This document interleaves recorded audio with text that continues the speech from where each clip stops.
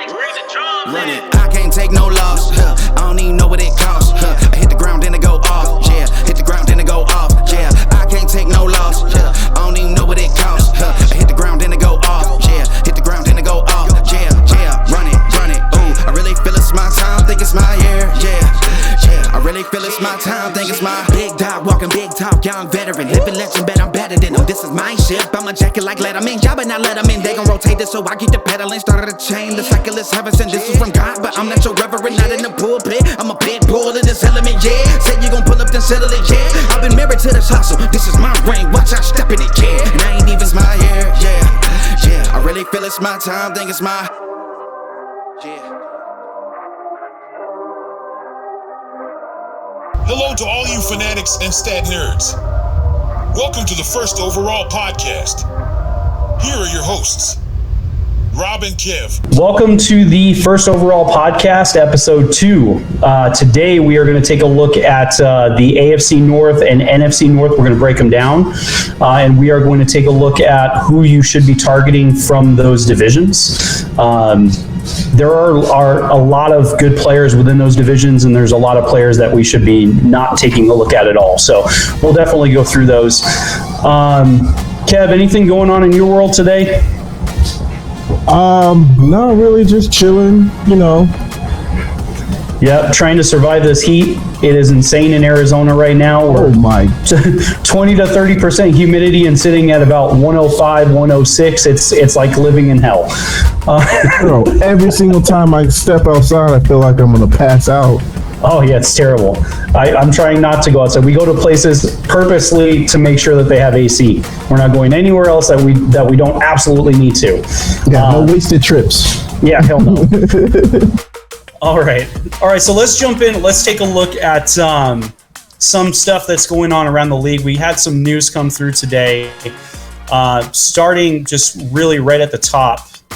Garoppolo passed his physical, so he does not need to hit the PUP list. He's going to be ready to go for the Raiders. That is good news for any Raiders fan. You're not going to have to deal with any backup quarterbacks. He's going to be able to slide right in. Whether or not he has his starting running back at the beginning of the season, that is still up in the air. We did see as well that some very big name running backs came out today and had an impromptu meeting to talk about the current state of the running back position in the league. You had names like Nick Chubb, Saquon Barkley, Derrick Henry, Josh Jacobs, McCaffrey, and Austin Eckler all coming together to discuss what could possibly be done to improve the way that running backs are treated within the NFL. And to be honest, Kev, I think that's a talk that needs to happen. These are treated as throwaway players, and it's just not right the way that they're handled. Yeah, they're literally treated like garbage. Yeah. Like, okay, we've got our 3 to 5 years of your prime out of the way. Mm-hmm. We don't need you anymore. We're going to toss you to the side, and we're going to get a rookie on a sweet deal during his prime and not have to worry about paying him. Exactly. And I mean, Chubb had a very good quote today. They quoted him as saying, we could go out there and run 2,000 yards and so many carries. The next year, they're going to say that you're probably worn down. Yep. They can't do anything right now because there's nothing written in, but that death age at 30 of a running back is just absurd because there's still running backs that have way more in the tank to give when they're hitting that 30 mark. And I don't care if you run 300 touches and you're running 1,800 yards. If you can come out and reproduce that in the next year, you need to get paid. And here's the key thing. If you can do all of that and you're not sitting out due to major injuries? Yep. Come on. Exactly. Why? Exactly. And some of these guys have been doing it fairly well for a while now with limited injuries, and even if they have had the injuries, they've come back stronger. I mean, Saquon had an extremely good year last year. We've seen Jacobs come back from injury. We've seen Eckler come back from injury, and they're running just as hard as they were before the injury. So to say that the injury plays a part into this, yeah, it could, but you have that with anybody. You have quarterbacks that are getting injured with the same injury. You have wide receivers that are getting injured. It's ridiculous, and those guys are still getting paid top dollar. Exactly. And they're getting top dollar while running backs are sitting in the back, just kind of shaking their head saying, when is our time going to come up? Yeah, exactly. So, on another note here, the Commander sale officially went through. So they have been purchased. I'm gonna say this is probably the one transaction Magic Johnson's gonna wish he wasn't a part of. Well, I don't know if you saw earlier in the week, but he's already come out saying that they want to change the name again.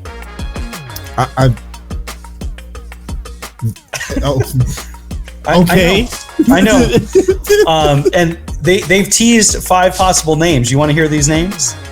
Oh, I gotta hear these. Okay, so at number 5, they wanted to go with the Washington Presidents, but with the way that everything's politicized right now and how polarizing that is, they took a step back and writ that in as Washington Majors. So that's number 5. Okay.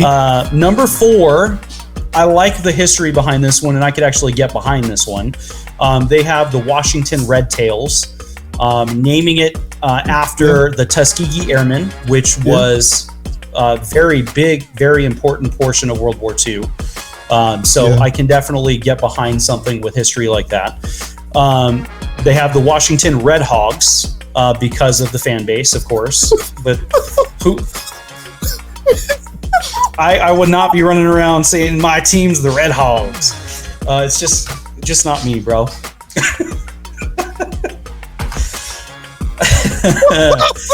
Wait, that was number 3. Number 2 is the Washington Pigskins, just simply saying it's essentially saying the football team again.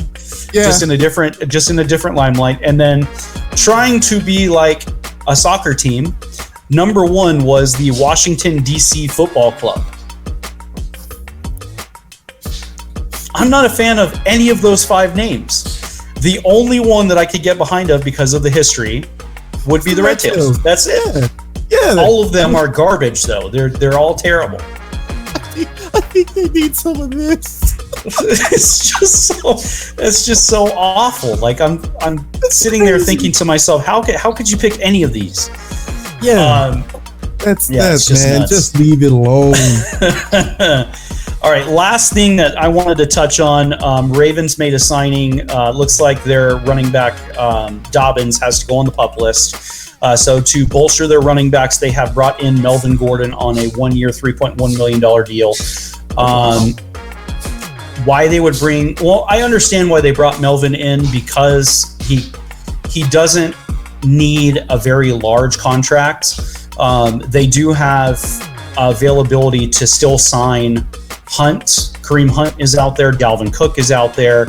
You have some big name running backs still. Zeke is still out there. You have some big name running backs that are still available, but they didn't want to pay that money when they still have Dobbins on the roster, and he is eventually going to come back from the PUP list, and they want to see what he can do. So they went with the less money to bring in Gordon. Gordon brings them 8 years of experience into that team. So he's not somebody that's going to come in and not know what the hell's going on. He knows what's going on. He's going to fight for a starting position on that team. But I think it's a smart deal to bring him in. He's another guy that was just used up and was like, you're done. So we're just going to ship you off. They ran the shit out of him in Denver. Yep. They ran him till he was done and then kicked him to the curb. So we'll see what he can do. And Todd Gurley, he played like 7 seasons and then he was done. That was like, a very, very short life on Gurley. Yeah. So as far as the news, that's what we had to cover for what's going on in the NFL today. Again, just to briefly touch on our information, we are a new channel. Subscriptions and likes and shares, those are all going to go a long way to help us down the road. We have been pushing out a lot of YouTube shorts, TikTok videos, Instagram reels. You can find those all on our channels. We'll have everything linked down below. I got a problem with one of them.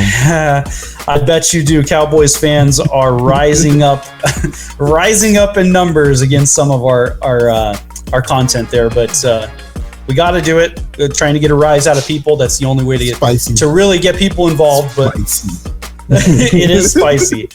But yeah, if you wouldn't mind just giving us some love, subscribe, share it out, like our videos.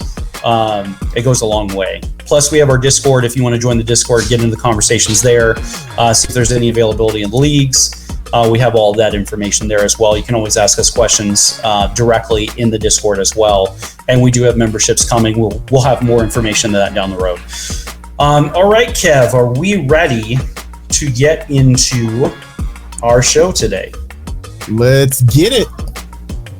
Oh, God, my knee. Oh, God, my knee.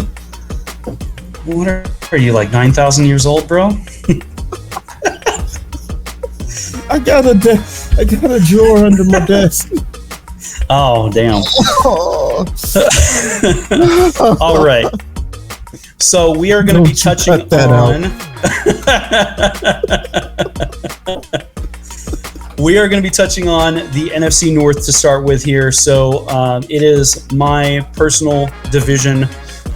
Being a Packers fan, I am dreading the way that this season's going to go just because I simply don't know what's going to happen.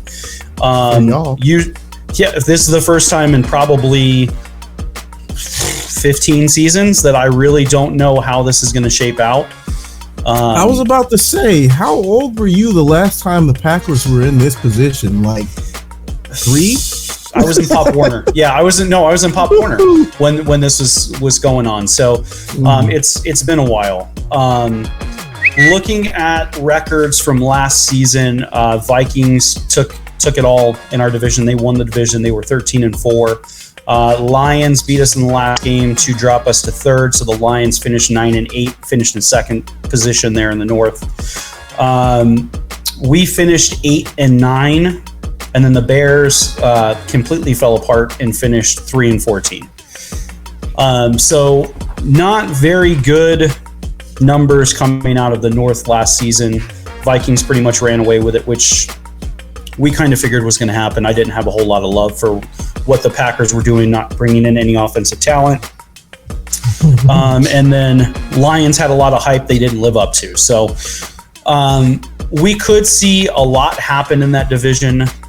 Projections right now from what we're looking at, it looks like Vegas has the NFC North shaping out with Detroit and Minnesota tying for division lead, both at 11-6. They have the Packers finishing 6-11, and they have the Bears finishing 5-12. All of those could more than likely happen. I think the Vikings are still the team to beat in the North right now, unfortunately. But that is the way that it is looking to shape out right now. I got the Lions winning the division. You got the Lions taking it this season? Yeah, I do, because I think Kirk Cousins is gonna have a just meltdown this season. Yeah. I can see that happening. I definitely could see that happening. But when you have the number one wide receiver on your team, it takes up some of the slack.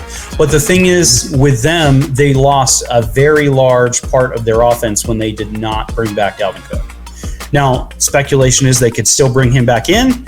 But right now, they are looking at running Madison out of the backfield, which I don't know how that's going to pan out.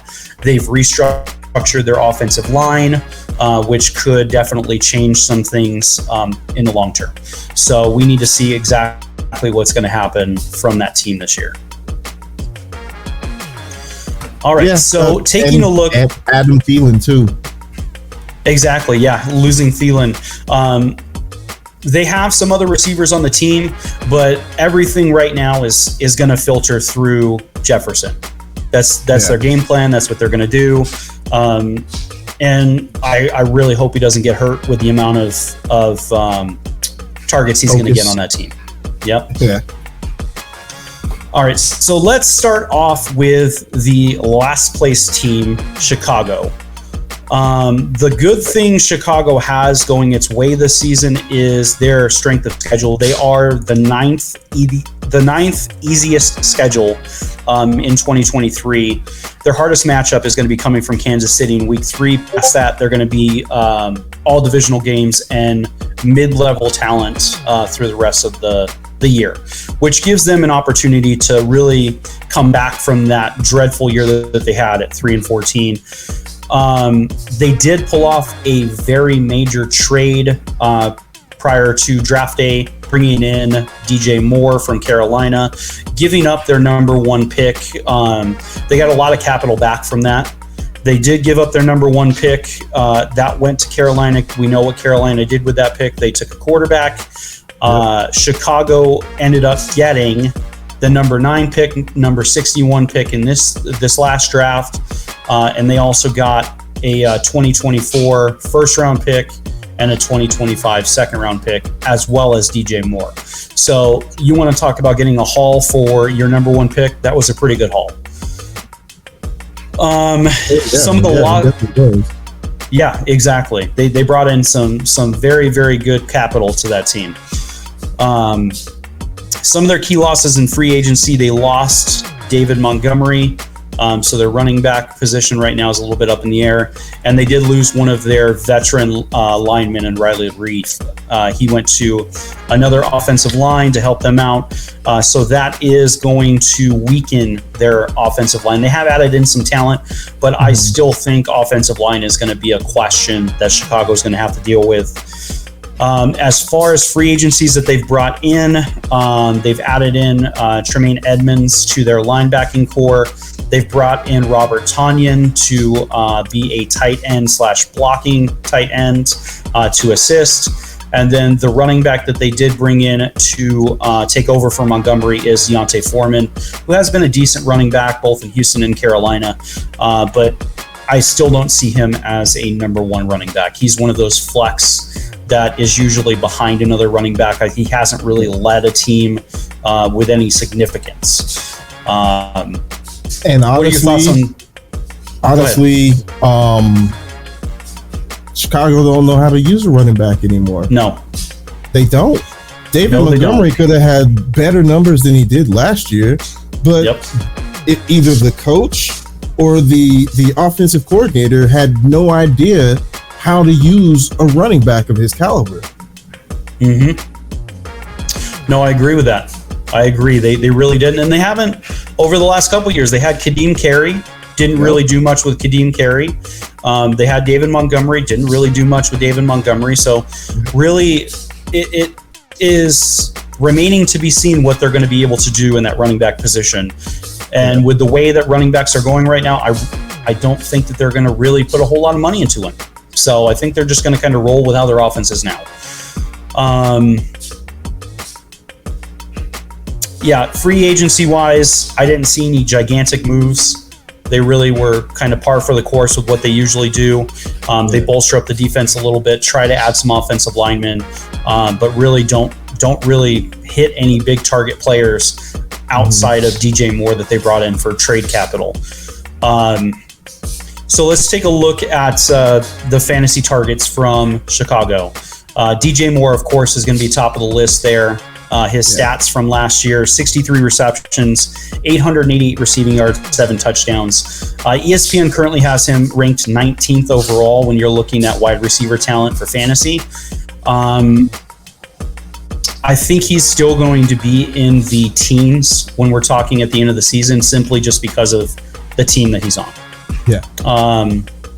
I see him probably producing a little bit, roughly right around where he was. I don't see him putting up very large numbers in Chicago, not at least this season, maybe down the road. If the quarterback gets better, maybe we see some better yardage. But right now, what the projection is for him is 64 receptions, 925 receiving yards, 7 touchdowns. So right around the same. Number 2 on the team, without a whole lot of options, it's going to be the other wide receiver on the team, Darnell Mooney. He got hurt in week 12, so he only has production through those first 12 weeks. Through those first 12 weeks, he had 40 receptions, 493 receiving yards, and 2 touchdowns. He is going to be that slot option role there in Chicago as the number 2. But again, with the questions that are in line with Chicago's offense, I don't see a very large production line from him. I would stay away from Darnell Mooney if it was me personally. I don't see him getting drafted. They have him slotted at 55 receptions, 696 on receiving yards, and 5 touchdowns at the end of the season. So definitely not spectacular numbers. Again, he might be one of those flex options on a weekly basis if you need a wide receiver that badly. He might be a deeper league target if you're in a 12 to 14 man league and you need one of those secondary receivers to fill in. That's where you would look at him. I would not look at him as a starting receiver. And then rounding it out in the top 3 for fantasy targets, we have Justin Fields, the quarterback on that team. Really, you're looking at rushing yards more than you're looking at any kind of quarterback play. Looking at his stats, 2,242 passing yards, 17 TDs, 11 interceptions. From a passing standpoint, that's not good. That's backup level quarterbacking. And again, he didn't have much to throw to there. He was running for his life because that offensive line wasn't all that great. But still, he's not proven in the first couple seasons that he's been in. Maybe that'll change if we give him some opportunities there. But that's where I see him kind of sitting in, is right around that 2,000, 3,000 passing yards. So you're not getting anything gigantic in the way of passing. If you look at his other talents on the field, he gave them 160 carries, 1,143 rushing yards, and 8 rushing touchdowns. That's an insane amount of rushing yards. That's more than the majority of running backs in the league provided their teams. Yeah. So again, you're looking at him strictly on a rushing basis. You might get some points in the passing game, but he's going to be one of those, again, flex spots that you're going to drop in if you need week by week, where you're looking for a bonus opportunity on the rushing side. Their projections on him right now, 3,193 passing yards, 22 passing touchdowns, 12 interceptions, still providing another 139 carries, 912 rushing yards, 6 touchdowns. How do you feel about Chicago? I think that they might improve their wins by maybe 3 or 4. Yep, I can agree with that. I still see them as a 5-6 win team. Yeah. Unfortunately, Chicago has a long road to go. We're probably looking at least 4 or 5 seasons out before they're even going to contend, and that's just based on what they're doing right now. If they ever get the memo to bolster that line, so then they can get there, because I think Justin Fields could be a dynamic quarterback. Yeah. I really do, because he's got the one thing that they knock Lamar Jackson on is his arm. He has an arm, and it's accurate. He does, and we'll see what he does with DJ. He really hasn't had that number 1 option in Chicago. So adding DJ, we'll see if that production does go up. It might go up, but if you're a quarterback running for your life, you're not looking to throw the ball. You're looking to save yourself. So you can't throw the ball. Yeah, you can't. Exactly. We'll jump into Detroit and see how Detroit is going to do. Kevin, you want to break down Detroit? All right, so Detroit has a favorable schedule. Currently ranked 16th in schedule difficulty. Their key losses in free agency were Jamal Williams and DJ Chark, were two beasts for them last year. Yeah. They did get some key pickups in free agency. CJ Gardner-Johnson, Cam Sutton, Emmanuel Mosley, David Montgomery, remember that, 2 games against the Bears, and Marvin Jones. Marvin Jones, man, that's why I think that they're going to win the division. they know what they need, and they went out and got it. Yep. They knew that they needed to get some offensive talent to come in. They knew what they lost. They knew what they needed to replace, and they did it. Yep. They lost 2 studs and got 2 studs. Yep. And David staying in the division is going to look at those divisional games and say, give me the ball. I'm going to show you exactly what you are missing. I'm going to run it down your throat. And those are going to be some fun game to watch. Oh, yeah. Yeah. All right. So who are we looking at from a fantasy standpoint from these teams? Well, of course. Amon-Ra St. Brown, of course. I mean, when you have a name like that, I'm just going to draft you anyways. You got for real. You freaking sun god, come on. Oh yeah, you got a name of a god. Yeah, you're getting added to the team. Come on, I'm gonna draft you. I might put your name in my team name. Yeah. Especially when you put up numbers like this. Yeah. With a quarterback like Jared Goff. Yeah. 106 receptions, 1,161 receiving yards, 6 touchdowns. He's currently ranked 10th for ESPN fantasy receivers. He's fast, he's strong, and he can take whatever the defense gives to him. Yeah. Now, the thing is, the one knock on him is who's throwing to him. Yep.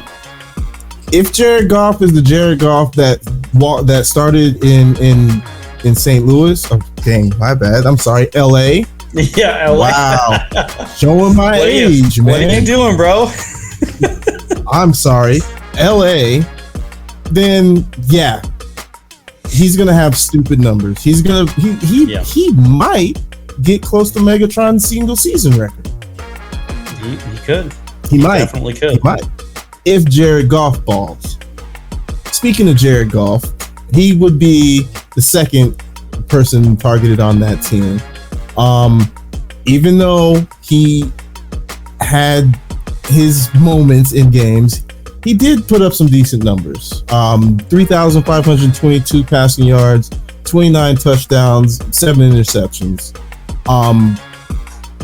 That's actually less than my quarterback when it comes to interceptions. So I can't really say anything bad about that. I mean, 7 interceptions, okay, I'll take that. I'll take that every year. If I know my quarterback's going to throw 7 interceptions and by week 6 he throw his 7th interception, money. I know everything else that goes up is either going to get caught or it's going to hit the ground. Yep, exactly. But his problem is he doesn't really have the long ball. Very reliable in the mid range, but the long ball, short mid range, he's always been key. Yep. I wouldn't consider him a first quarterback. I wouldn't go for him as a QB1 at all. No matter which type of league you're in. He's more of a QB2. I need a QB when my QB's on a bye kind of guy. Yep. Then third, we got David Montgomery. Now, we know 2 games are going to go against the Bears. And if anyone knows the holes in that defensive line, it's going to be the guy who practiced against them every single he's going to know last season. So he's going to go off on those games. But he's probably going to go off the rest of the season too, because in that division, maybe the Lions, I know their defensive line is pretty good. Maybe they improved it. Maybe they gave him problems. Not even going to talk about the Packers because, I mean, come on. And the Vikings, they can't stop anybody from running ever. So David Montgomery is going to be putting up some numbers. Yep. got him projected at 190 carries, 777 rushing yards, and 7 touchdowns. But I think that's going to be, I think it's going to be more than that. Oh yeah, those are lower rushing numbers. Yeah. The only thing that I can see kind of giving him a little bit of an issue is their rookie running back Gibbs coming in. I was just going to mention that. Yeah, they may have him splitting time. Yeah, I definitely see that happening. But I agree with you. I think he's going to put up major numbers this year. I think 900, close to 1,000. I would be easy. Yeah, and they're not even projecting his catching from the backfield numbers. Nope. They have him very low projected. I think he's got 1 or 2 touchdowns projected. He's got maybe 200 yards. I think that's his usage is going to go off the charts. You give another weapon to Goff in that offense, and it gives them another dynamic. Plus, exactly. And Goff loves a running back that's basically his safety valve. Yeah. When he knows the blitz is coming, and he's got a guy who can catch the ball in the backfield and just work his magic, he's more settled. And see, that's the thing. A more settled Jared Goff is a dangerous Jared Goff. That is correct. We've seen it. We saw it in LA the whole time he was there. I mean, when he's comfortable and he's got time, it's dangerous. So we'll see. And I wanted to wrap back around to St. Brown. So they have him. They've upped his rank since the last time we looked. He's currently number 8 on the list. But I want to show you some of the players that he's being looped in with. Of course, you have Jefferson, you have Cooper Kupp, you have Jamar Chase, you have Tyreek Hill, Devontae Adams, Stephon Diggs, and CeeDee Lamb. And then you have Amon-Ra St. Brown. So, me personally, on this list, 1 and 2 are givens. You have Jefferson and Kupp right there at the top. Nobody's taking it. No. And to be honest, I can see Chase giving Kupp a run for his money for that number 2 spot. But then when you start dropping down to number 4 with Tyreek Hill, again, it's a question. Based on your quarterback, Devontae Adams, questionable with the quarterback. Stephon Diggs, he's going to put up numbers, but how much of those numbers are going to be on the downstream based on what else is available in that offense? So you're going to see production drops on that. And then again, with CeeDee Lamb, the same thing. What's going to happen in that offense is going to be the big question for CeeDee Lamb. With St. Brown, they brought in Marvin Jones, but outside of Marvin Jones, who else do you have on that team? Yeah, they lost their tight end. Yeah, their tight end is now in Minnesota. Hawkinson is no longer there. So Hawkinson was a beast. Hawkinson still is a beast, but for Minnesota. It just sucks for them. Trust me. It does definitely suck when we have to play them twice a year. But the numbers that they're giving St. Brown with that 1,038 and 6 touchdowns, even for me, that's too low. Yeah. I think he's going to get well more than that. He's going to be up to the 1,300 mark because now Goff is familiar with him and knows how to utilize it. Defenses might be able to kind of read and learn how to play based off the game film, but he's one of those players that is going to be able to transcend that. He is I'm going to punch you in the mouth wide receiver. If you've seen him, if you watched Hard Knocks last year and you watched him, he is not going to go down easy. You're going to be watching him run those routes, and he is going to be taking down these cornerbacks getting to that ball. So the numbers that they provided are too low. Yeah, you can't disrespect the god like that. What y'all thinking, ESPN? Come on. Exactly. All right, so let's move on. We're going to go to the Vikings. Vikings right now have a tough road back to the playoffs. I still think that they are going to be the team to come out of the North, just based off of the history and what I've seen from them the last couple of years, even with Kirk Cousins behind the line there. Vikings right now have the 8th toughest schedule. They have the 8th toughest route to the Super Bowl through the regular season. And that's nothing to shake your head at when you're looking at some of the teams that they have to play. it's going to be a tough road. It really is going to be a tough road. So keeping that in mind, they are not going to get back to that 13 win. I still see them 11 and 12 wins. They're not going to get back to that 13. They're going to have some losses this season. Some of their losses in free agency are big losses that they are going to have to learn to overcome. They lost Dalvin Cook, which is a very large portion of their offensive weaponry that they have lost. He would catch the ball out of the backfield. He would run it down the middle of the field, just completely destroy people to get into the end zone. And that is gone. They have to rely on Mattson now to see exactly what they're going to do.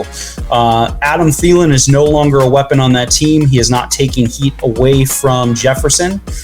So you are going to see some more coverage on Jefferson now because you don't have that coverage on the opposite side of the field.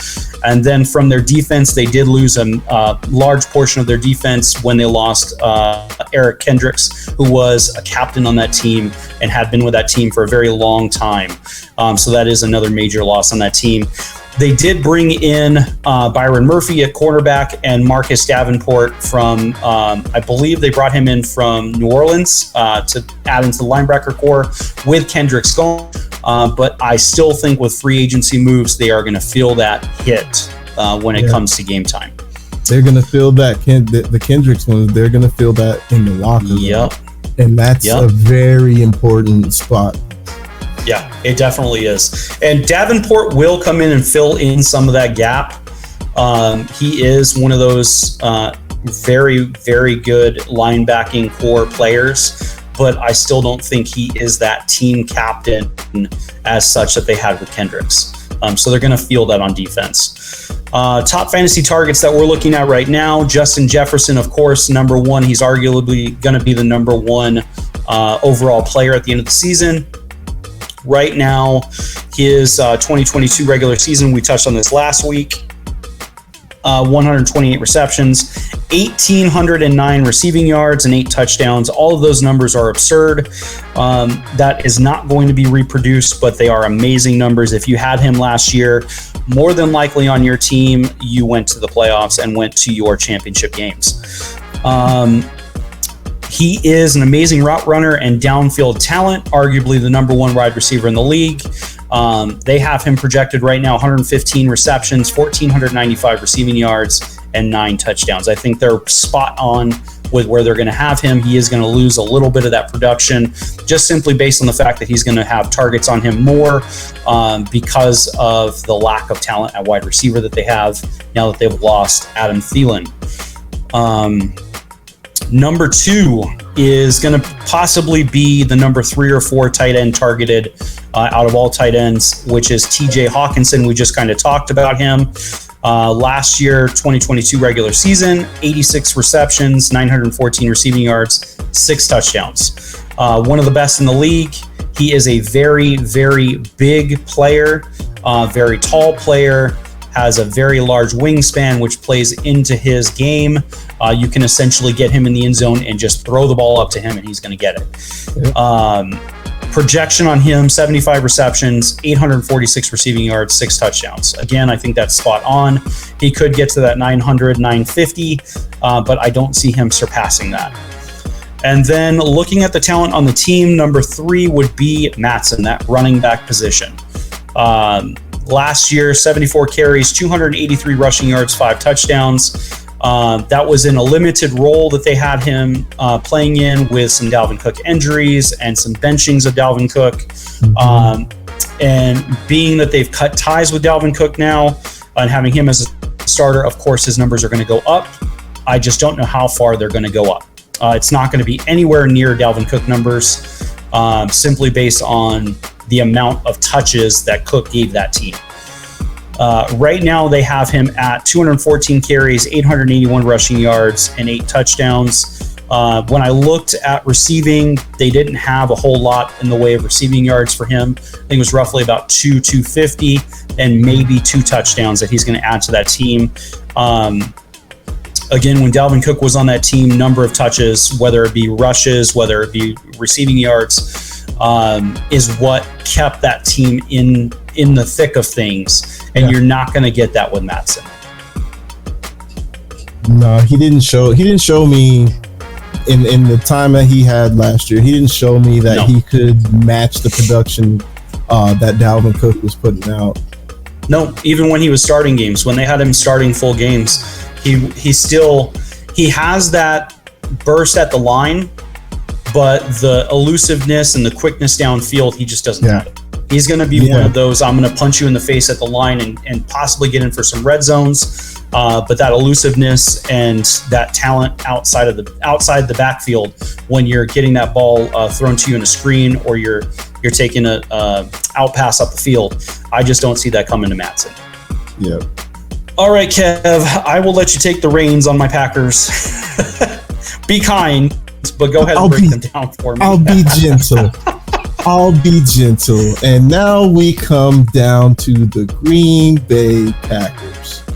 The Packers are currently ranked 11th in strength of schedule for this upcoming season. I don't know if you guys have heard, but Aaron Rodgers is no longer holding them hostage. He's gone. He's gone to the Jets. Good luck, Jets. Yeah. So now we'll be able to finally answer the question that not only have Packers fans asked, but a lot of football people have asked is, what are we going to see from Mr. Love? Are we going to see a wasted draft pick that they should have just cut ties with, 2 years ago, last year? It was a first round draft pick too, which is just absurd. Or is he going to prove to them that he deserved that number one pick? Of course, with the loss of Aaron Rodgers, he had to poach a few guys from you as well. Mm-hmm. You lost Alan Lazard, Randall Cobb, you lost Dean Lowry, and Robert Tonyan. And Robert Tonyan was huge because Robert Tonyan could have been that veteran voice for the young quarterback. He could have, and we never used him to his potential. No. When he's out with some of the other tight ends working out in the offseason, and they're comparing him to some of the top tight ends, and we never use him to his potential, mm-hmm. I really hope Chicago finds a way to utilize him. Yeah. No, they probably will. So, didn't really do much in the free agency. You did draft Luke Van Ness, Luke Musgrave, and Tucker Kraft. Yeah. With the hopes that they can replace what Robert Tonyan left.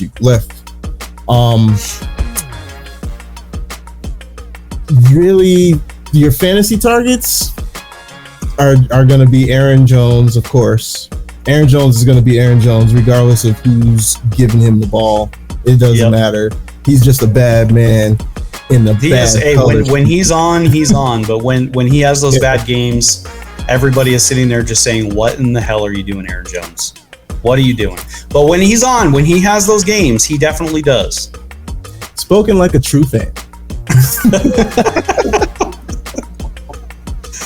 So with Rodgers being gone, there should be a lot more opportunities for him to run the ball because naturally when you get a first-year quarterback, and I'm doing air quotes because technically he's not a first-year quarterback, they're going to rein him in a little and they're going to rely on the run.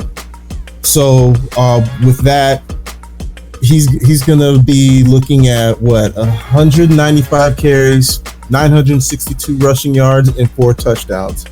I think they're lowballing him a little.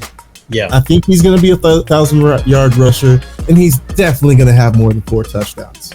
Oh yeah, definitely, of course. And if you look at his production last year with Rodgers being at 213 carries, 1121 at the rushing yard mark, and only 2 touchdowns. A lot of them were those touchdowns were sacrificed in the red zone to AJ Dillon. But still, I think that they're going to have to go through the running game to be able to produce this season. And we'll see. We'll see if we get anything in the way of receiving, but I think the vast majority of what we're going to do is ground and pound. That's what we're going to have to do. Speaking of receiving, the second person you want to target is Christian Watson. Christian Watson's regular season stats: 41 receptions, 611 receiving yards, 7 touchdowns. He had the dropsies. Let's just put it like that. He had the dropsies. Bro, you don't get the dropsies around Aaron Rodgers, your trust level is going to go to negative 50. And he had a huge drop on the first play of the season. My phone almost went through the TV. No, I'm serious. My family had to calm me down because I was livid. Like, he is 20 yards in front of any player.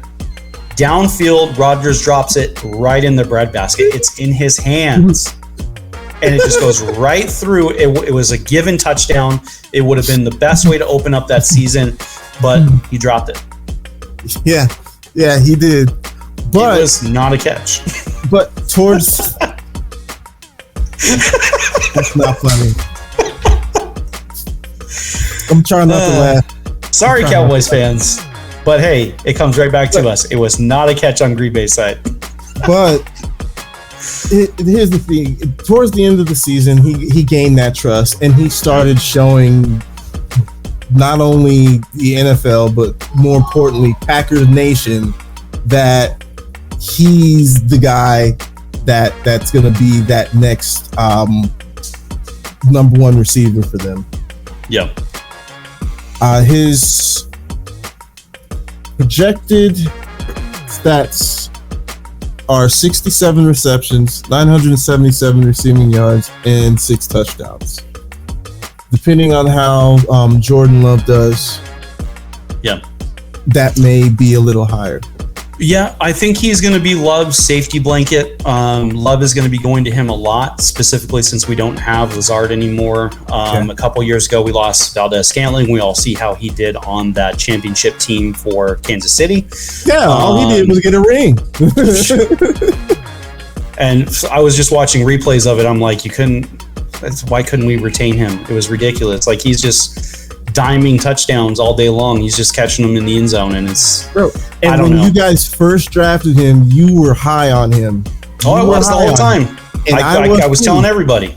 I was too. I was like, this kid is amazing. I put him on my fantasy team. Yep. You watched his college tape. His college tape told you everything you needed to know. This dude was downfield talent. He would get open.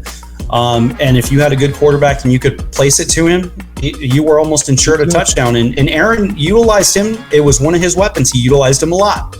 And then we just let him go. So. Yep. And then, of course, last but not least, A.J. Dillon, the other running back, 186 carries, 770 rushing yards, and 7 touchdowns. Dillon he's in a special situation in which he was a running back for Green Bay that hit 1,000 yards rushing this season, which was amazing. If you think about it. Oh yeah. If you think about it, that line was just trash. By the end of it all, that line was just nothing. So the fact that they had 2 running backs with that hit that milestone, it was good. It was amazing. The thing that Aaron Jones guys hated about A.J. Dillon was how many touchdowns he took away from him. Yeah. Because Aaron Jones would do all the work. He'd get them to the 2 or 1 yard line and then pull him out and then let old bulldozer A.J. Dillon just freaking move the entire line into the end zone. Oh, trust me. I had Jones on a couple of my teams last year, and that's exactly what happened. And if Jones didn't give you the wide open, I'm going to run it 40 or 50 yards for a touchdown, you knew what was going to happen. You were going to get in the red zone, and Dillon would come in. Yep. So, and they've got him projected for pretty much around the same numbers, 172 carries, 738 rushing yards, and 5 touchdowns. So pretty much the same numbers that he had last year. Yep, and I see that to be right on. And if we're looking at DFS numbers, you're doing the daily fantasy, you could double stack both of those guys in those games. They're going to be probably, if you're looking at captains, they're going to be in those $15,000-$16,000 range. And if you're looking at just standard players, if you're just putting them into a regular DFS lineup, you're still going to look at them probably 7,000-8,000. So if you can work them both in, Aaron Jones is going to give you those receiving yards, those rushing yards, possibly the touchdowns here and there sprinkled in. And then Dylan is going to give you everything that you need once Green Bay gets in the red zone. So if you're looking for those red zone touches, those red zone touchdowns, he's definitely somebody to target DFS. From a Packers fan standpoint, I think those are solid picks for top 3 picks coming out of there. Jordan Love, if he does come out and show why he deserved to be taken in the first round and lights the league on fire, which it could happen. Everybody was kind of saying the same thing about Rodgers when he took over for Favre, and then we all saw what Rodgers did. I don't think that this is the same thing that we're going to see from Love. So see, and the problem with that was nobody watched the Pac-12. Yeah, that was the problem. People who watched the Pac-12 like us we knew who Aaron Rodgers was. Oh yeah. We knew who he was. His Cal days, he was putting up yardage at Cal, and he wasn't losing major games to big Pac-12 teams. He had a couple wins against UCLA, a couple wins against USC, a couple wins against Oregon. So when you're beating some of those caliber teams in the Pac-12, you are definitely going to warrant a top grade pick. But we'll wait to see what Love does. I don't have a lot of faith that he's going to be the face of the franchise. He's going to be there for a couple seasons, but we may down the road have to look at another quarterback. But let's give him his due. Let's see what he can do and go from there. But I like those picks. I really don't have a whole lot of hope out of our team to make it to the playoffs this season. I think this is going to be one of those rebuilding years. Those additions that we added in the draft, I think are going to pay dividends. So both of those tight ends are top-rated tight ends. Those tight ends are huge players from their schools. Put up some yards. Definitely helps out in the blocking game as well to give Love that added time. And then you have Van Ness coming out of Iowa, who was just a terror for Iowa in that defense. So I'm really hoping some good stuff happens with those picks. Here's my hot take for this division. Jordan Love will be the best quarterback. That is a hot take, and I hope that hot take actually takes effect. I really do. All right, so next we're going to take a look at the AFC North. So just looking at what we had last season, that was a pretty good mid-range division. You had some good teams, you had some bad teams. Bengals, of course, are the team to beat coming out of the North.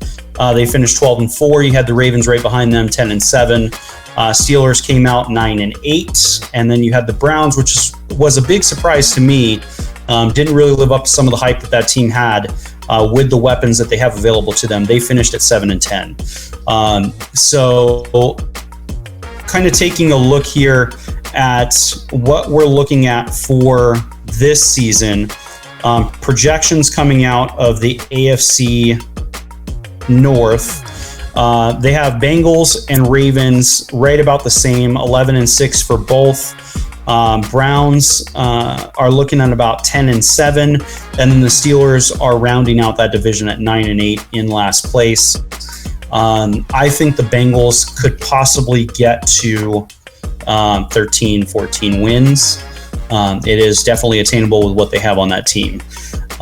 So hold on. So what they're saying is they believe that the head coach of the Browns is a better coach than Mike Tomlin, and they're going to have a better season. That's what Vegas is saying, yeah. I don't see it. I think it might just be a question of quarterback. See, the problem is everybody is 2 years ahead of the hype with Deshaun Watson. Yeah. They're really 2 years ahead of the hype. It's gonna take it's gonna take a year and a half for all that freaky deaky crap that he did to die down completely. Mm-hmm. Then it's gonna take another year for him to get acclimated into the system that he's in now. If they keep the coach, because the Browns don't like keeping coaches. No, they don't. But I mean, when you look at the other talent that they have, you have a stud at running back who can pretty much carry that team. That defense has been pretty good. You have a safety blanket at wide receiver with Cooper there. So you definitely have some things within Cleveland that could help them. The big questions, and I think we'll touch on it here in just a minute here, but some of the big questions with the Steelers, it's not necessarily Tomlin, it's the quarterback. First off, who's going to be starting? And Kenny Pickett. Well, you got Kenny Pickett, but he was still benched for a portion of last season to Mitch Trubisky. So you have both of those quarterbacks, and neither one of those quarterbacks. Now, Pickett, well, here's the thing, though. Your season, you're pretty much done in the playoffs. Your season is pretty much over. Of course, bring in your backup and protect your future asset. True. I mean, you can't expect Ben Roethlisberger with every new quarterback that walks in. How many quarterbacks walked in their rookie year and got to the Super Bowl? True. Not a lot. You can't expect that with every new quarterback that comes in, especially in Pittsburgh. Yep, and I think this is going to be the year that Pickett has to step it up. Last year, of course, was the first year that he was actually in the league and was actually able to step in that role. So this is going to be his defining year. If he can carry that team with the talent that they have, he can put to bed a lot of the questions that are there for the Steelers. But let's go ahead and jump into some of these numbers and some of the information for the teams. So we'll go ahead and start out with the team that led that division. We'll start out with the Bengals. We know who the Bengals are. Bengals have been good the last couple seasons. You add Burrow to that team a couple seasons ago, and he has just lit the league on fire. Cincinnati has a favorable schedule. They're about mid-pack when you're looking at strength of schedule. They're ranked 15th based on who they play, which could help them. That could definitely benefit them, have them an easier road to just roll into the playoffs and then stay healthy through that effect as well. They retained the majority of their core from the last season, so that helps them out again. Some of their losses, they lost Von Bell, they lost Trey Flowers, and they lost Samaje Perine, which was helping their running back core when Chubbs did get injured last year. Losing Perine, it is a little bit of a blow, but I don't see it as something that's going to be something they can't overcome. They can add some depth to their some of their additions. They added Orlando Brown to the offensive line, and they've also brought in some tight end talent. Irv Smith Jr. has been brought in to assist not only in blocking, but also some of those red zone pass coverage options that they can get that ball to in the red zone. So look at this. Go ahead. A team who listened to their quarterback. Yeah. Joe Burrow, after his first year of getting beat the hell up, said, I need a line. Oh, yeah. And they drafted some offensive line talent, too. So, of course, it's a team that is starting to build around their superstar, which if there's any teams that want to take some notes off of this, Cincinnati is going to be the team to look at for any team that you want to kind of model your program after based on what they're doing right now. So looking at their top fantasy targets, of course, you have the stud right there at wide receiver, Jamar Chase. His stat line from last year, we touched base on this last week as well. 87 receptions, 1,046 receiving yards, 9 touchdowns. Currently ranked 3rd overall on ESPN, and that's overall with all players, not just wide receivers. We don't really need to break down anything with Jamar Chase. If you've seen him over the last 2 seasons, you know exactly what you're getting with Chase. He is a freak at that position. He's going to be able to take the ball downfield. He's going to take defenses away. He has that rapport with Burrow coming out of college. I think it was a smart idea to take him, add him to that offense. I only see his production going up, and I think Vegas does as well. We're looking at 102 receptions, 1,453 receiving yards, 11 touchdowns. I think that's spot on with where they're situated right now. I think he is right around that 1,400, 1,500 passing yards and right around that double-digit touchdown margin. Secondary on your targets is going to be Burrow. When you're looking at those stud quarterbacks, Burrow should be within your top 5. His stats from last season, 44-75 on passing yards, 35 passing touchdowns, 12 interceptions. He also does give you that dynamic running option. Not as much as some of the other quarterbacks, but he's still giving you some option. He had 75 carries, 257 rushing yards, and 5 rushing touchdowns. He is top talent, elite talent in the NFL. Anybody that had questions on him can put those to bed. There's no question. I would be very, very, very happy to draft him on my team. Right now, they have him projected at 44.97 on passing yards, 35 passing touchdowns, 12 interceptions, 70 carries, 255 on rushing yards, and 5 rushing touchdowns. You see that being obtained, Kev? I think that's very easy. Oh yeah, for sure. And you know what's crazy about his 255 rushing yards? I bet you all 255 of those rushing yards were rushing yards they needed to either extend the play to win the game or to extend the play to end the game. Oh, absolutely. I agree with you. And here's my hot take on the season. Burrow is going to get to 5,000. He's going to be a 5,000 yard quarterback in this league. I mean, how can he not? How can he not? Yeah, he's sitting right at 44. It's not just Jamar Chase he's throwing to. Yeah, like, come on. Exactly.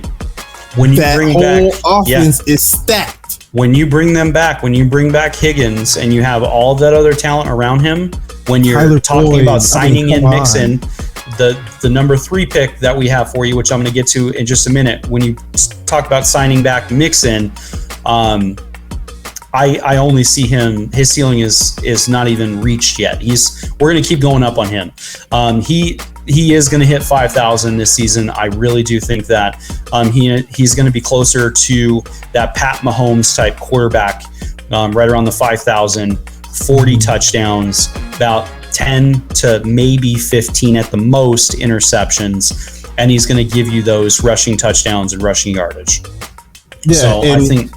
And I've constantly picked Joe Burrow every season, and I don't get mad at his interceptions because those interceptions, they're not stupid interceptions. They're not. No, they're not. They're not. They're not like, oh, I just need to just get this out of the way. Yeah.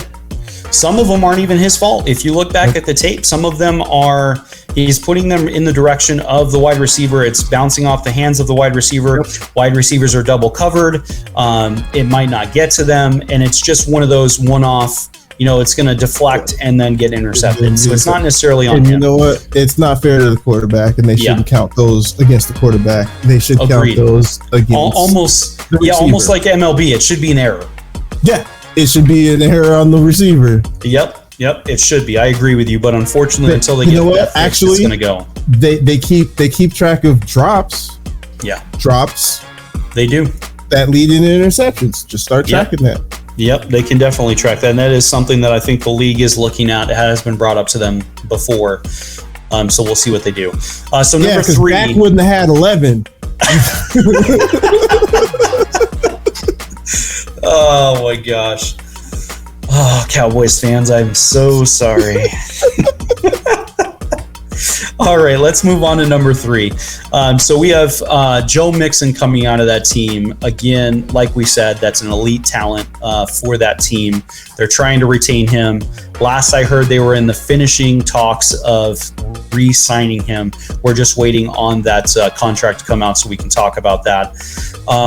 210 carries, 814 rushing yards, 7 touchdowns, 60 receptions, 441 receiving yards, and 2 touchdowns over the air.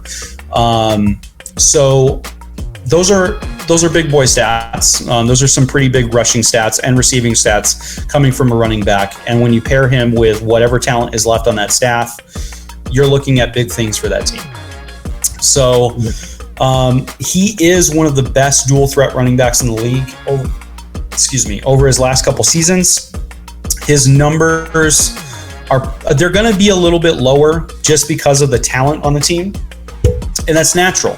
That ball is going to have to be moved around, just like any other sport.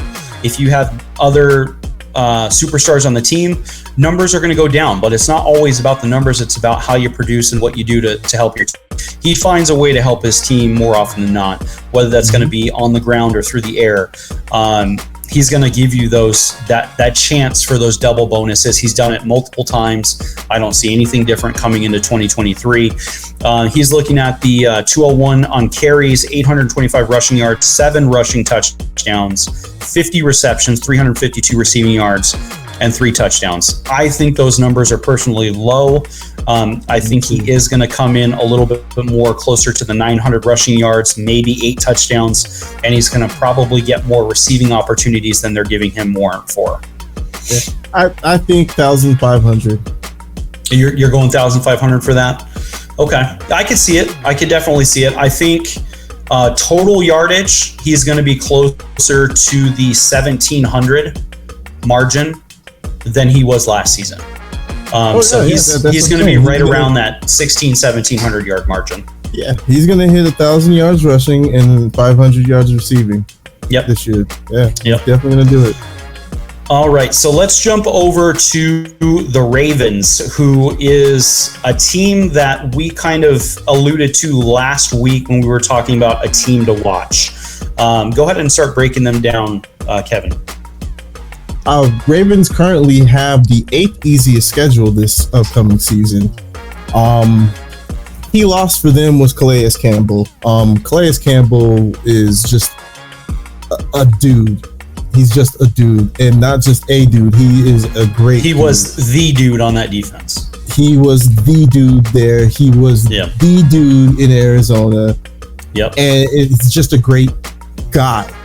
Yeah, when you're talking about captain on a defense that's going to come in and get that defense in line and have them game day ready, that was Campbell. That was him. Yep.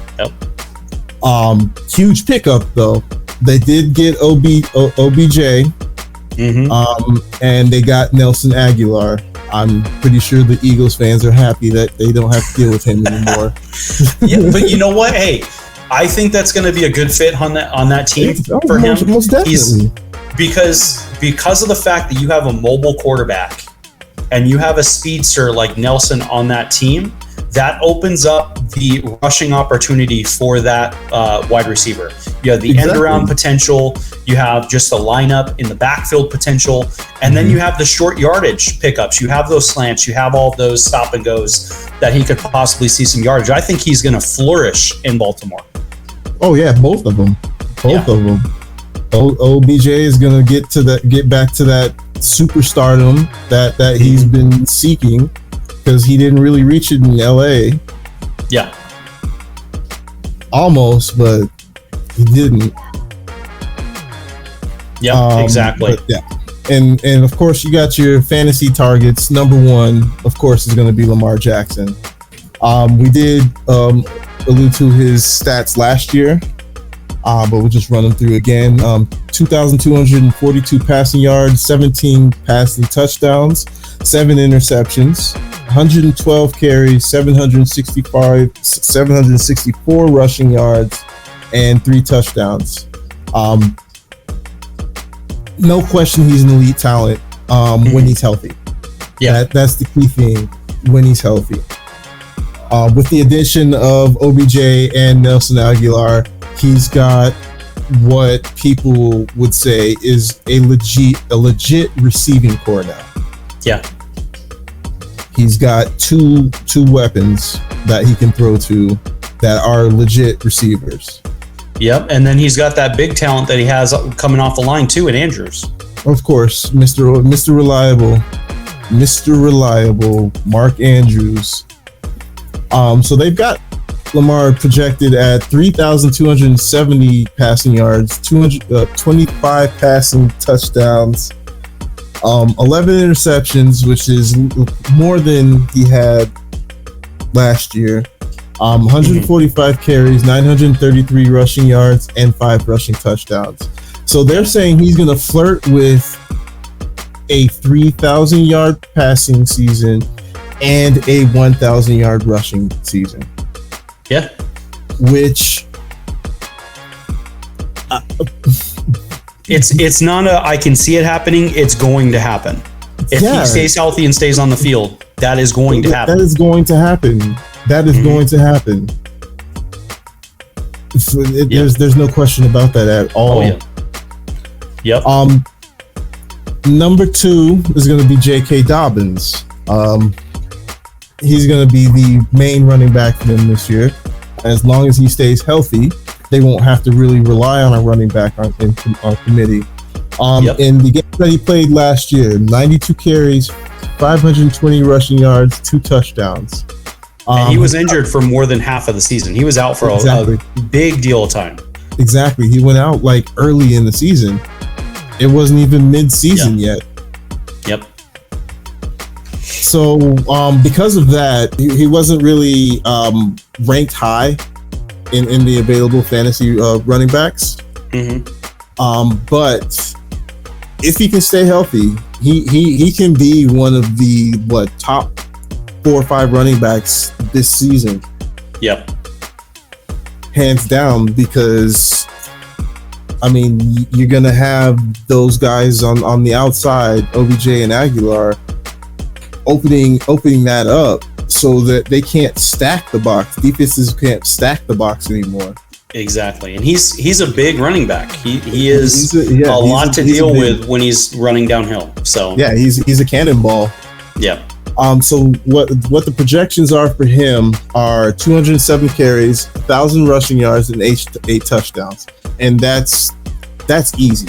That's going to be easy for him as long as he stays healthy. Exactly. It's all durability, and he's going to start preseason on the pup, and he can be added back. He's still counting against the 90-man roster.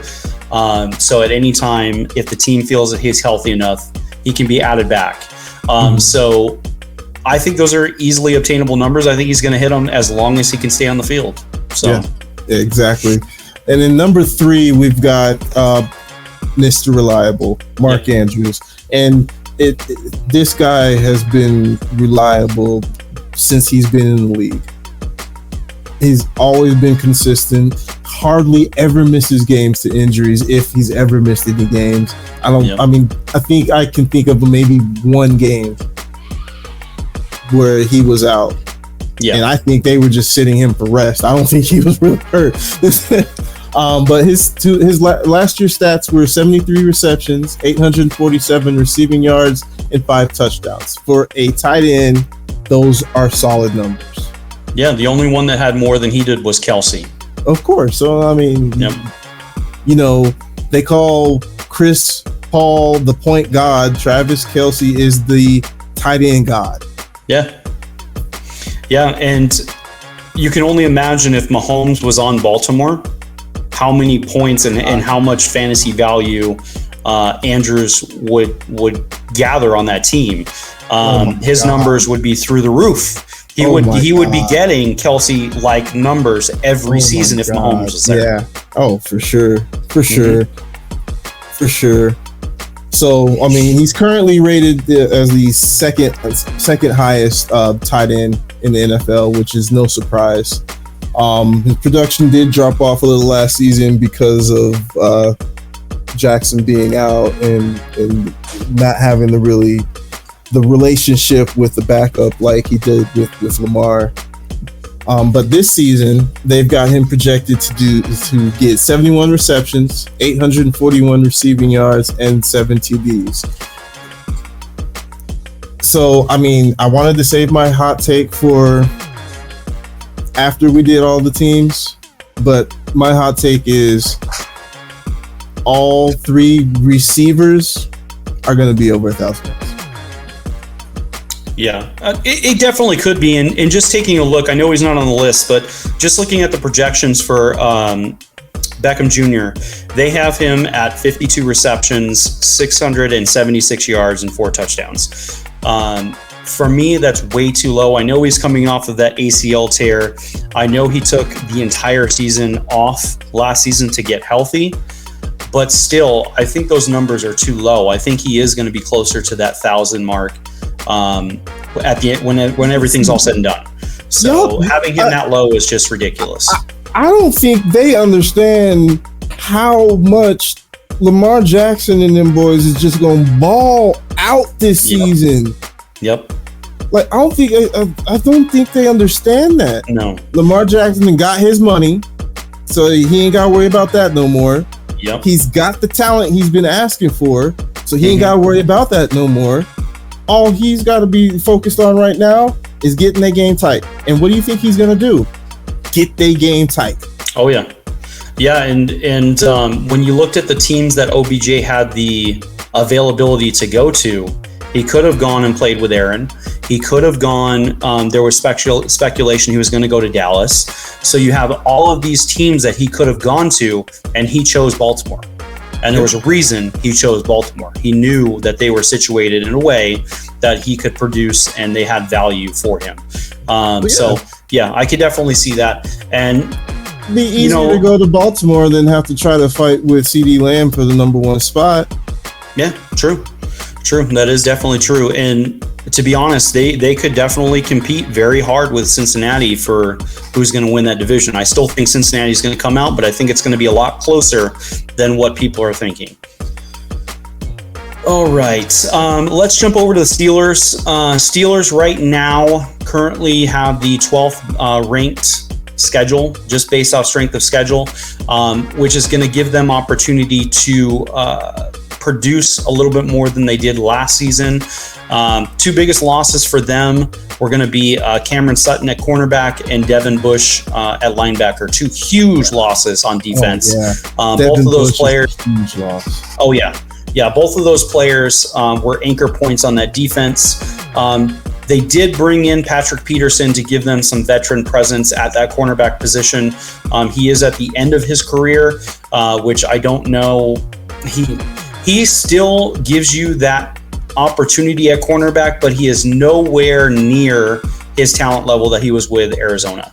And they did bring in Nate Herbig on offensive line to kind of shore up some things. They still have some questions on offensive line, but they did bring in some talent to kind of help out. And I think they drafted some talent as well. So looking at the fantasy targets that we're looking at, number 1, of course, is going to be Najee Harris on that team. That's going to be what the offense is mainly going to run through. We saw it last year. We're going to see it again this year. Last year, 272 carries, 1,034 rushing yards, 7 touchdowns. He has declined over the last 2 years that he's been in the league. And that's just solely based off of not only quarterback play that they've had and the way the team's direction has been, but it's also been just based on their standings and injuries to Harris as well. He has had some minor injuries that have made him come out of the game here and there.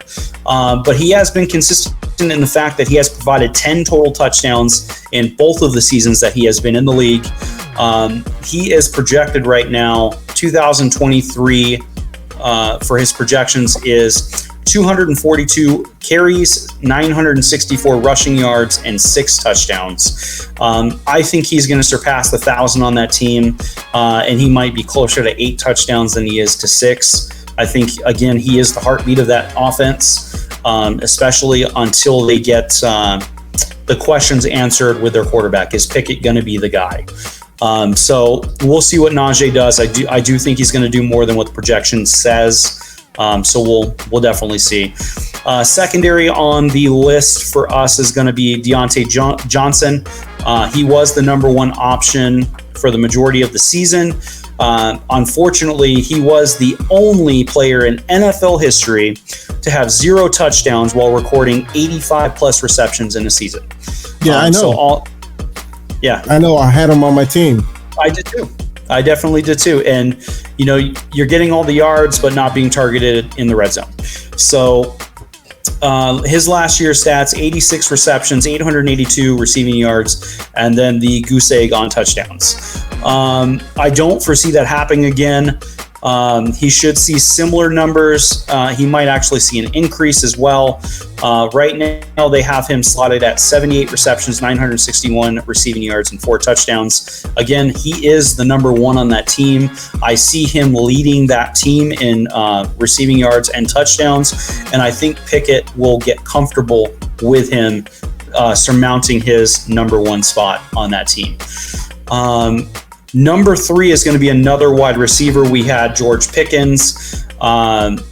Last season, 52 receptions, 801 receiving yards, 4 touchdowns. He had an up and down season, but he is a candidate for a breakout role within the wide receiver ranks. They have him projected at 62 receptions, 797 receiving yards, and 4 touchdowns. He's going to be a solid number 2 on that Pittsburgh team. And again, I think the biggest question on that team for any player that you're targeting from Pittsburgh is going to be, how is that offense going to run under Pickett? And that's going to be a question too when you're looking at quarterbacks. Do you put in any kind of stock in drafting Pickett as a starter or a backup? For me, I'm not even touching that. There are way more options available to you until I see game film and see what he's going to do this season. Yeah, just to circle back to Deontay Johnson, how pissed do you think he was seeing all those linemen in the league getting freaking touchdowns and he couldn't? I agree. Yep, I definitely agree with you. And a lot of those opportunities when they got to red zone went to the tight ends. And there were a couple of them when you're looking back at the game film from last year, they had Johnson open on crossing routes or they had him on fade routes and they just didn't go to him. So, all right, Kev, give us our last team to break down in the Brownies. The last and least team. The Browns are currently ranked at the 10th in strength of schedule for this upcoming year. We'll finally get to see what the Browns look like with Deshaun Watson behind for a full season and hopefully off season. Yeah. Their 2 key losses would be Aaron Hold on. I don't know why that's in there like that. No. Trying to sabotage me, man. Just move on to their additions. For some reason, our script for next week made it into the script for this week, so we'll just bypass on the losses.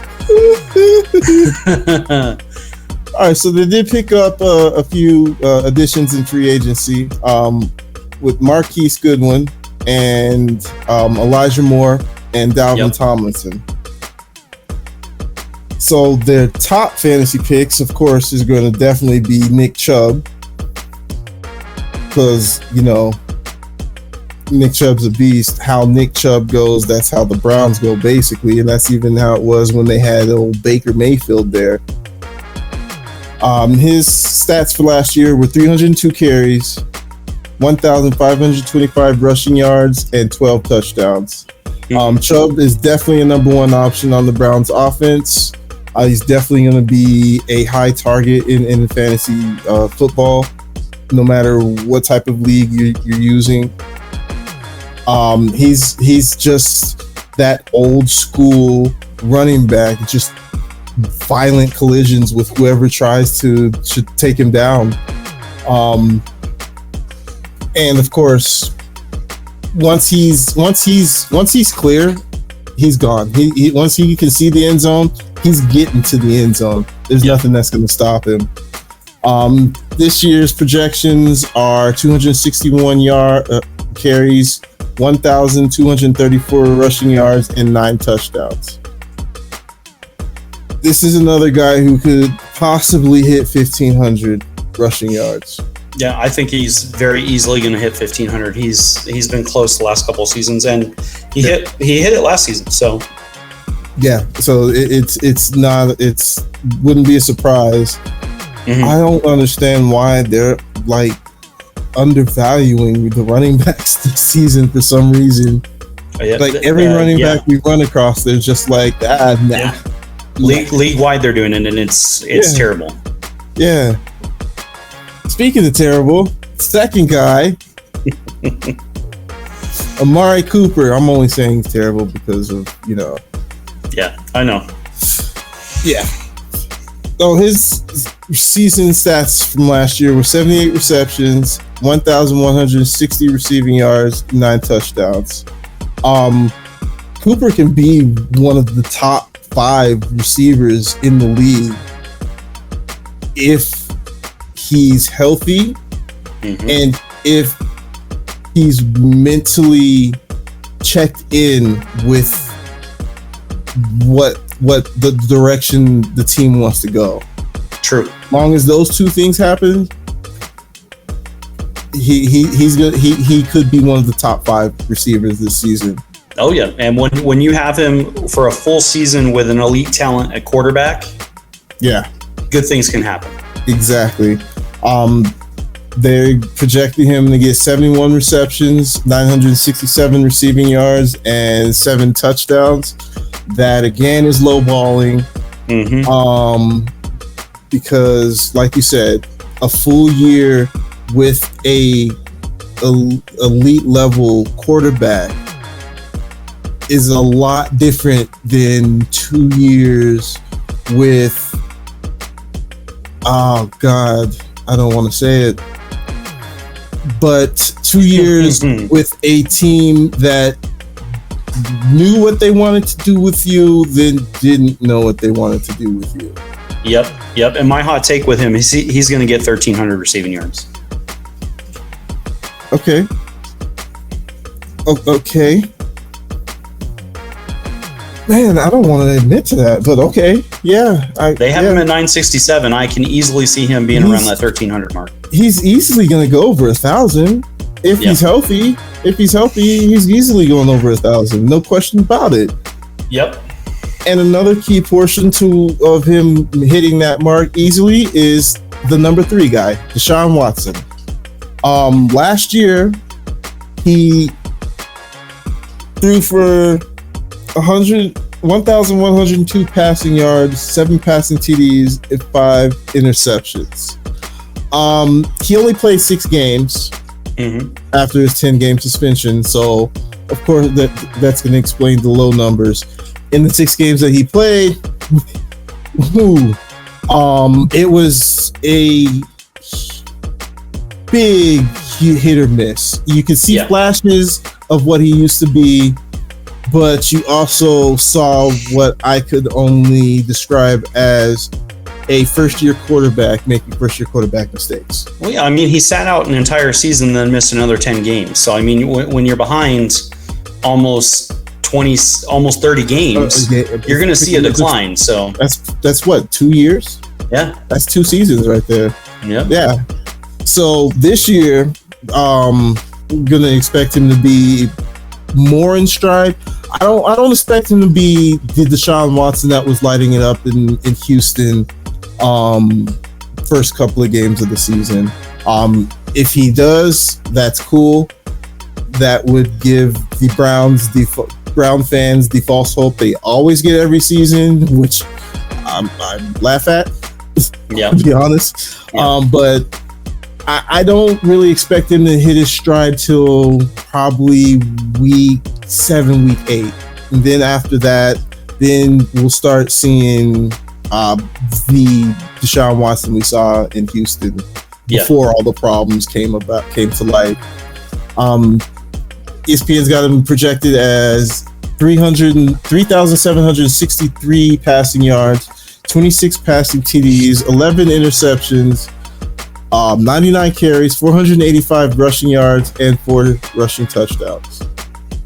He can easily get 4,000 passing yards and 500 rushing yards. He could. Easy. especially once he hits his stride again. Yep, he definitely could. And it's exactly what you're saying. Which Deshaun Watson are we going to get? If we get Deshaun Watson of old, guaranteed we're going to see those numbers. Yeah. So we'll definitely see. But I mean, looking at the division, I don't think there's any question. For me, Bengals are coming out. You feel the same? I think we're going to have co-champs, man. Well, okay. We're going to have a tie, but the Bengals win the tiebreaker.